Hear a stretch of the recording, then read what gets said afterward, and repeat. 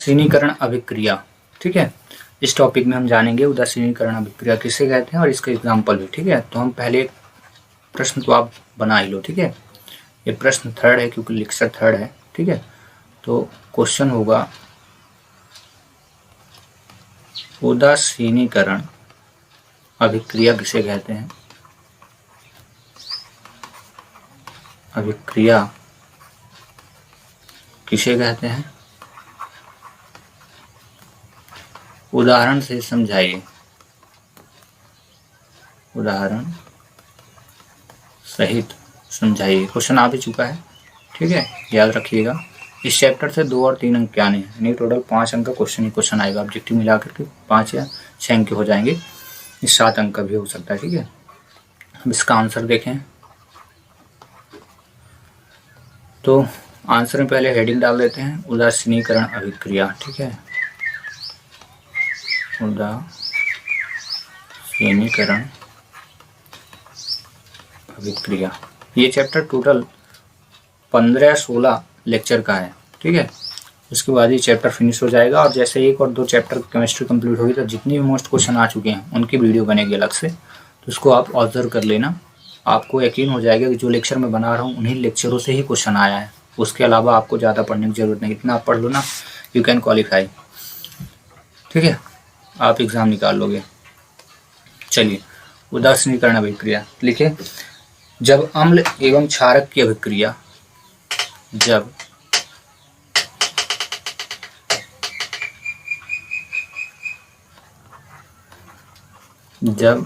अम्ल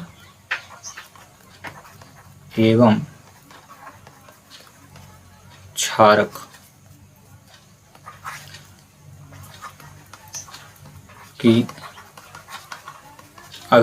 की अभिक्रिया होती है, तब लवण और जल प्राप्त होता है। लवण और जल प्राप्त होता है।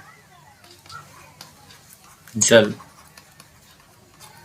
प्राप्त होता है, जिसे उदासीनीकरण अभिक्रिया कहते हैं। जिसे उदासीनीकरण अभिक्रिया कहते हैं। ठीक है, अभिक्रिया कहते हैं। ये तो हुई इसकी डेफिनेशन। ठीक है, अब आते इसके रिएक्शन पे।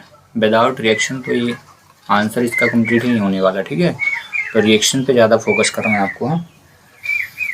तो इसका एक कॉमन जो रिएक्शन है वो क्या है, अम्ल। ठीक है, और लवण दोनों आपस में साथ में क्रिया करेंगे तो अम्ल लेते हैं NaOH।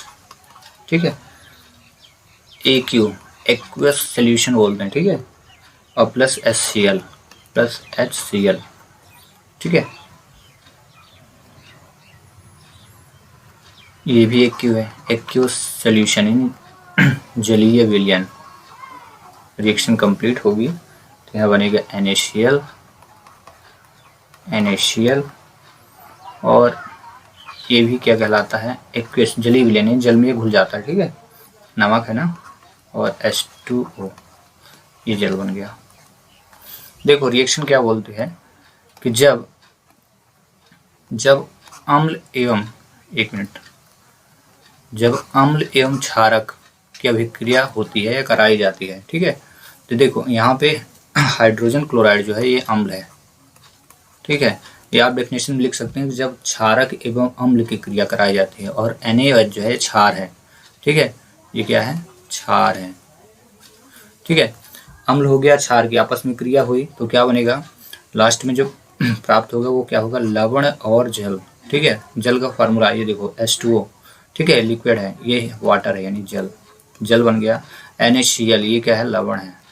ठीक है, ये लिखने की कोई ज़रूरत नहीं, आपको समझाने के लिए पूरा अकॉर्डिंग टू कॉन्सेप्ट चलना हमको। ठीक है, जब क्षार या अम्ल एवं क्षार की आपस में क्रिया कराई जाती है तो क्या बनता है, लवण एवं जल।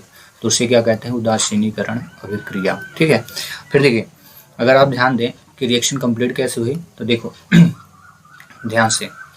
रिएक्शन में देखो, पहले मैं कई बार बता चुका हूँ, पहले प्लस होता है फिर माइनस होता है, तो यानी प्लस में है और OH माइनस में है। ठीक है, और यहाँ प्लस हाइड्रोजन है क्लोरीन माइनस में, तो देखो प्लस और माइनस की क्रिया होती है, ठीक ना।